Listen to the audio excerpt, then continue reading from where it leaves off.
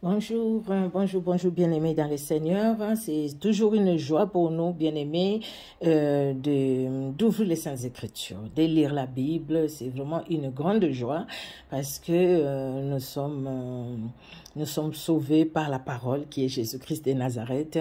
Et c'est Jésus-Christ qui est mort pour nous, c'est Jésus-Christ qui s'est donné pour nous. Il se révèle dans nos vies au travers de sa parole. Nous aimons sa parole parce que le Saint-Esprit met toujours la soif de sa parole dans nos cœurs. Alléluia. Que Dieu vous bénisse. Nous allons prier. Gloire et louange à toi, Seigneur Dieu souverain et victorieux. Gloire à toi, Seigneur, pour ce temps que tu nous accordes, afin que nous puissions ouvrir les Saintes Écritures, afin que nous puissions lire ta parole qui est la vie, ta parole qui est la vérité, ta parole qui est le chemin, ta parole, Seigneur, qui nous approche de toi. Laisse que le Saint-Esprit conduise ces moments et que le Saint-Esprit parle encore dans nos cœurs. Dans le nom puissant de Jésus-Christ, nous t'avons ainsi prié. Amen. Amen, amen, amen. Que Dieu vous bénisse. Alors, nous allons faire la lecture du 19, pardon, excusez-moi, la lecture est du 19 mai. Donc voilà, la lecture d'aujourd'hui. Nous allons lire Nombre 28, Ésaïe 19, Ésaïe 20, les psaumes 116, les proverbes 15 de 20 à 21. Donc nous allons commencer par Nombre au chapitre 28. Nous lisons au nom de Jésus-Christ de Nazareth. Alléluia, alléluia. L'Éternel parla à Moïse et dit, « Donne cet ordre aux enfants d'Israël et dis-leur, vous aurez soin de me présenter au temps fixé mon offrande, l'aliment de mes sacrifices consumés par les feux et qui me sont d'une agréable odeur. Tu leur diras, voici les sacrifices consumés par le feu. » Un instant, je vais me mettre du côté de la lumière, voilà. Tu leur diras, c'est le verset 3, « Voici les sacrifices consumés par le feu que vous offrirez à l'Éternel. Chaque jour, 2 agneaux d'1 an sans défaut, comme holocauste perpétuel. Tu offriras l'un des agneaux le matin et l'autre agneau entre les 2 soirs. Et pour l'offrande, un 10e d'épha de fleurs de farine pétrie dans un quart d'1 d'huile d'olive concassée. C'est l'holocauste perpétuel qui a été offert à la montagne de Sinaï. C'est un sacrifice consumé par les feux, d'une agréable odeur à l'Éternel.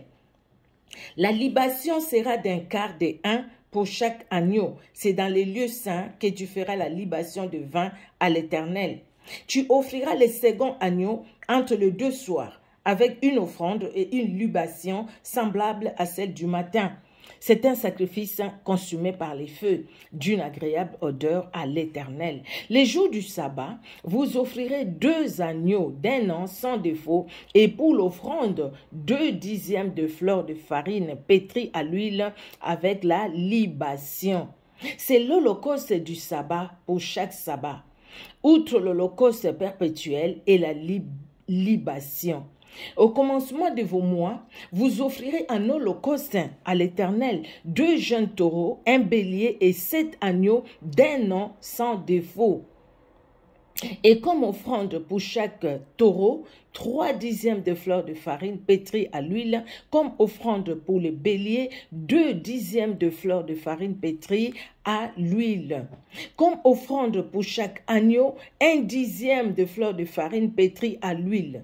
C'est un holocauste, un sacrifice consumé par les feux, d'une agréable odeur à l'Éternel. Les libations seront d'un demi-1 de vin pour un taureau, d'un tiers de 1 pour un bélier et d'un quart de 1 pour un agneau. C'est l'holocauste du commencement du mois, pour chaque mois, pour tous les mois de l'année. On offrira à l'Éternel un bouc, un sacrifice d'expiation, outre l'holocauste perpétuel et la libation. Les premiers mois, les 14e jour du mois, ce sera la Pâque de l'Éternel. Le 15e jour de ce mois sera un jour de fête. On mangera pendant 7 jours des pains sans levain.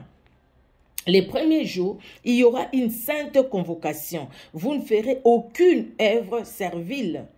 Vous offrirez un holocauste à l'Éternel, un sacrifice consumé par les feux, 2 jeunes taureaux, un bélier et 7 agneaux d'un an sans défaut. Vous y joindrez l'offrande de fleurs de farine pétrie à l'huile, 3 dixièmes pour un taureau, 2 dixièmes pour un bélier et 1 dixième pour chacun des 7 agneaux. Vous offrirez un bouc, un sacrifice d'expiation, afin de faire pour vous l'expiation. Vous offrirez ces sacrifices outre l'holocauste du matin, qui est un holocauste perpétuel. Vous les offrirez chaque jour, pendant 7 jours, comme l'aliment d'un sacrifice consumé par les feux, d'une agréable odeur à l'Éternel. On les offrira outre l'holocauste perpétuel et la libation. Le 7e jour, vous aurez une sainte convocation. Vous ne ferez aucune œuvre servile.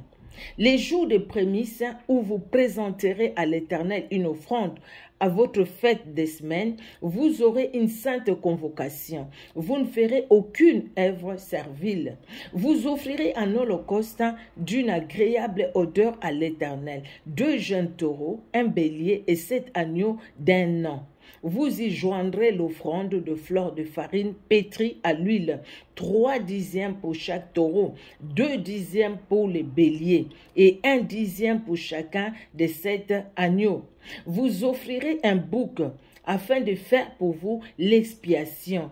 Vous offrirez ces sacrifices, outre l'holocauste perpétuel et l'offrande, vous aurez des agneaux sans défaut et vous joindrez les libations. Alléluia, que Dieu bénisse sa parole.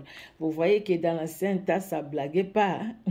Déjà, les débuts du mois, il faut offrir les sacrifices à l'Éternel. Donc, il y avait vraiment la loi qui était là pour offrir les sacrifices. Pour les péchés, il faut offrir les sacrifices pour ceci. Mais nous, Jésus-Christ, vraiment, s'est sacrifié pour tout cela. Mais nous avons à offrir les sacrifices à l'Éternel, nos prières, nos louanges et notre adoration. Bien-aimés, consacrez les mois entre les mains du Seigneur. Consacrez chaque jour entre les mains du Seigneur. L'offrande est présentée les matins et entre les 2 soirs. Donc, c'est-à-dire, les matins comme les soirs, nous devons être dans la présence du Seigneur. Offrir à l'Éternel un parfum de bonne odeur par notre louange, par notre adoration. C'est quelque chose vraiment de bien. Alléluia. Nous allons passer, bien-aimés, au deuxième chapitre. Nous allons au deuxième passage biblique. Nous allons lire Ésaïe 19 d'abord et puis nous allons lire Ésaïe chapitre 20. Ésaïe chapitre 19. Nous lisons dans le nom puissant de Jésus-Christ de Nazareth. Oracle sur l'Égypte. Voici l'Éternel est monté sur une nuée rapide. Il vient en Égypte et les idoles de l'Égypte tremblent devant lui et les cœurs des Égyptiens tombent en défaillance. J'aimerai l'Égyptien. J'armerai l'Égyptien contre l'Égyptien, et l'on se battra frère contre frère, ami contre ami, ville contre ville, royaume contre royaume. L'esprit de l'Égypte disparaîtra du milieu d'elle, et j'anéantirai son conseil. On consultera des idoles et les enchanteurs, ceux qui évoquent les morts et ceux qui prédisent l'avenir.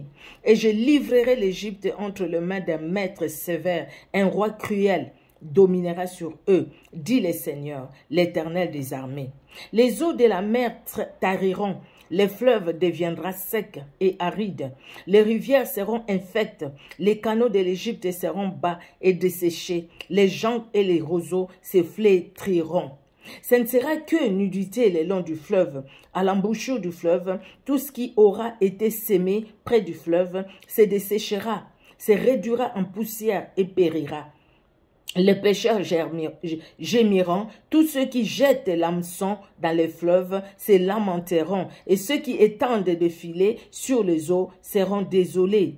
Ceux qui travaillent les lins peignés et qui tissent des étoffes blanches seront confus. Les soutiens du pays seront dans l'abattement, tous les mercenaires auront l'âme attristée. Les princes des Tchoa ne sont que des insensés. Les sages conseillers des pharaons forment un conseil stupide.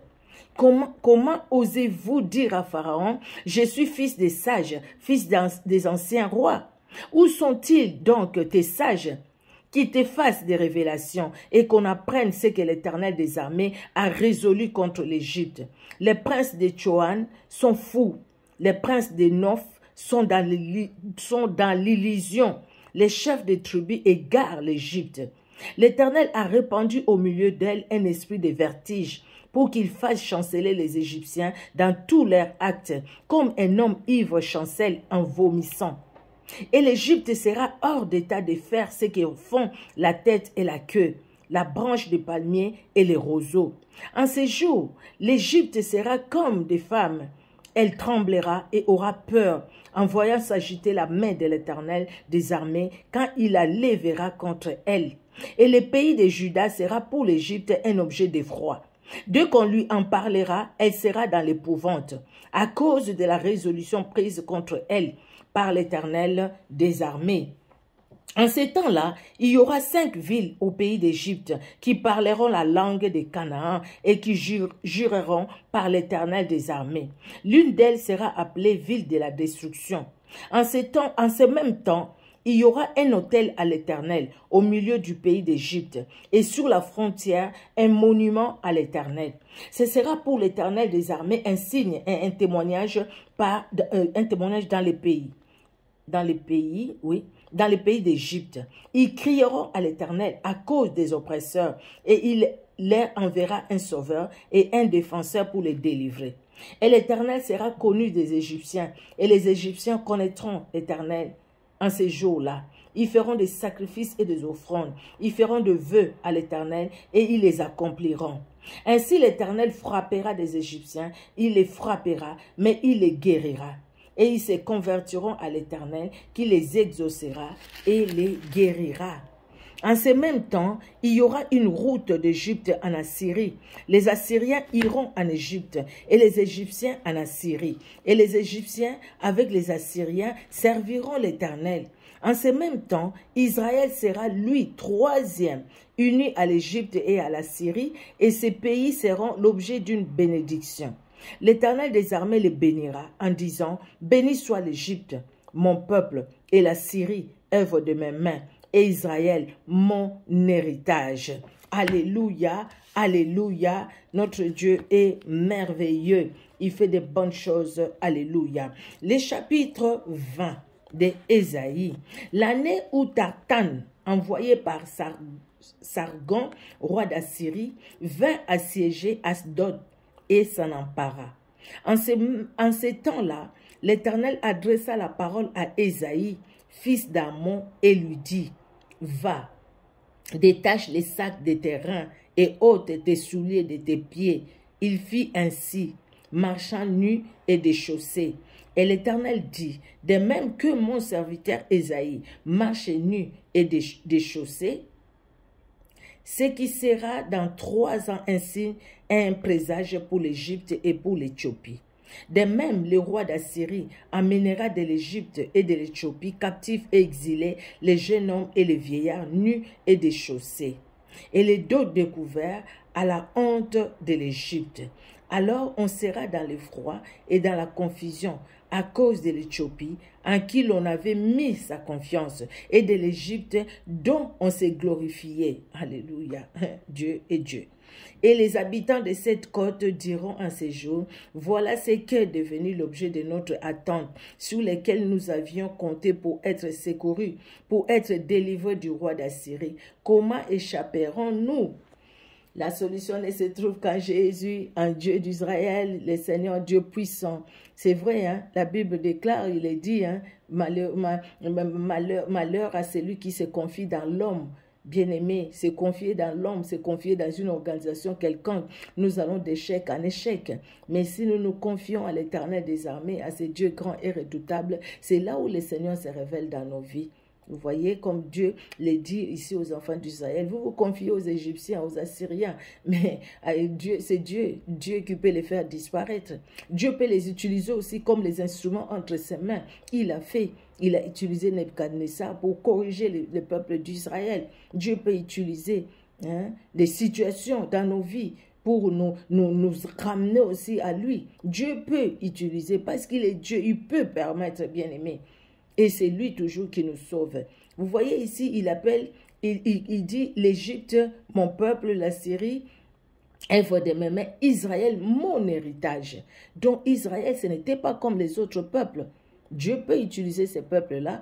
Oui, c'est vrai, Israël est allé en Égypte, il a souffert, mais quand il a crié à l'Éternel, Dieu est venu les secourir. La Syrie a beaucoup combattu Israël, mais Dieu a permis certaines situations, mais Dieu est intervenu toujours. Même sous Gédéon, sous toutes les personnes que Dieu a utilisées dans la Bible, bien-aimée. Nous voyons quand l'armée ennemie est venue, Dieu a permis, et puis c'est Dieu toujours, quand les enfants d'Israël ont tourné les regards vers lui, c'est Dieu qui est intervenu aussi pour éloigner ces peuples-là, pour les confondre.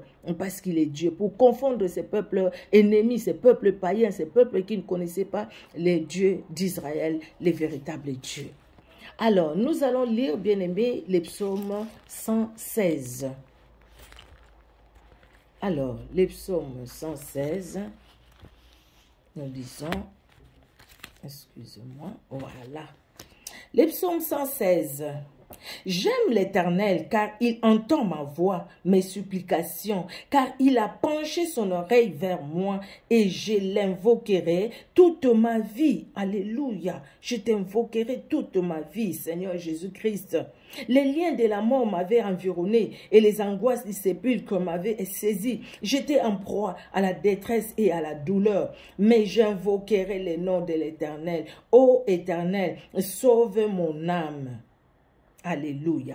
L'Éternel est miséricordieux et juste. Notre Dieu est plein de compassion. L'Éternel garde les simples. J'étais malheureux et il m'a sauvé. Mon âme, retourne à ton repos, car l'Éternel t'a fait du bien. Alléluia. Oui, tu as délivré mon âme de la mort, mes yeux des larmes, mes pieds de la chute. Le verset 8. Oui, Seigneur, tu as délivré mon âme de la mort. Tu as délivré mes yeux des larmes. Tu as délivré mes pieds de la chute. Je marcherai devant l'Éternel sur la terre des vivants. J'avais confiance lorsque je disais, je suis bien malheureux. Je disais dans mon angoisse, tout homme est trompeur. Comment rendrai-je à l'Éternel tous ses bienfaits envers moi?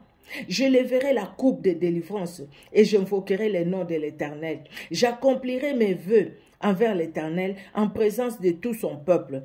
Elle a du prix aux yeux de l'Éternel la mort de ceux qui l'aiment. Écoute-moi, ô Éternel, car je suis ton serviteur, je suis ta servante, alléluia. Écoute-moi, ô Éternel, car je suis ton serviteur, fils de ta servante. Tu as détaché mes liens.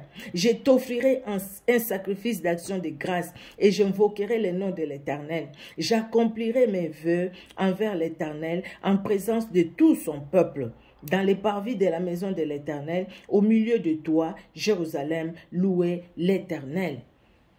Les dieux de grandes choses, c'est lui qui prend soin de nous dans les moindres détails. Alléluia.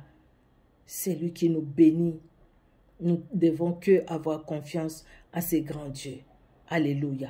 Quelle que soit la situation, dans la détresse, nous retournons nos regards vers le Seigneur. Et ceux qui tournent les regards vers lui sont rayonnants de joie. Les psaumes 34. Et leur visage ne se couvre pas de honte. Alléluia. Les psalmistes le disent. Oui, tu as délivré mon âme de la mort. Mes yeux des larmes. J'étais quelqu'un qui pleurait, Seigneur, mais tu as délivré mes yeux des larmes. Tu as délivré mes pieds de la chute. Tu es Dieu, Seigneur. Tu nous as délivrés de la chute. Tu n'as pas permis, Seigneur Dieu de gloire, que nous puissions tomber, mais tu nous as relevés, Éternel. Quelle que soit la situation, quel que soit le moment, éternel Dieu de gloire, que nous avons traversé dans nos vies, mais tu étais là pour nous. Alléluia. Nous allons finir, bien-aimés, par... nous avons dit les psaumes 116, oui. Nous allons finir, que je ne confonde pas, voilà, par le Proverbe 15, de 20 à 21. Proverbe 15, de 20 à 21. Alors, Proverbe 15, de 20 à 21, excusez-moi. Un fils sage fait la joie de son père, et un homme insensé méprise sa mère.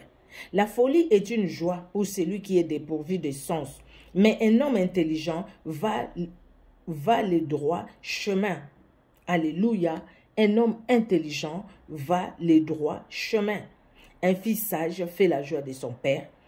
Et un homme insensé méprise sa mère. La folie est une joie pour celui qui est dépourvu de sens. Mais un homme intelligent va les droits chemins. Que Dieu bénisse sa parole dans nos cœurs, dans nos vies. Que Dieu étende sa main puissante et que Dieu se souvienne de nous, se souvienne de nos familles. Merci Seigneur Jésus-Christ pour ce temps de la lecture de ta parole. Merci Père de bénir ta parole dans nos cœurs.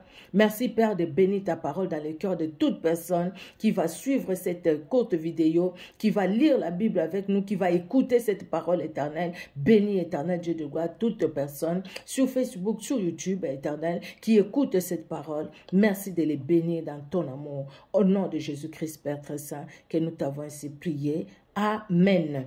Amen, amen. Que Dieu vous bénisse, bien-aimés. On se donne rendez-vous pour la prochaine lecture biblique. Soyez richement bénis. Alléluia. Gloire au Seigneur Jésus-Christ de Nazareth. Je vous aime, bien-aimés, et soyez richement bénis. Bénis, bénis. Que Dieu vous accorde ses faveurs. Que Dieu étende sa main. Jésus-Christ de Nazareth étende sa main dans vos vies, dans nos vies, dans la vie de chaque membre de nos familles. L'époux pour la femme mariée, l'épouse pour l'homme marié, les fils, la fille, les neveux, la nièce, l'oncle, la tante, les papas, la maman, pour ceux qui ont la grâce d'avoir encore les parents en vie. Que Dieu étende sa main puissante. Alléluia, alléluia. Que Dieu vous bénisse. Au revoir.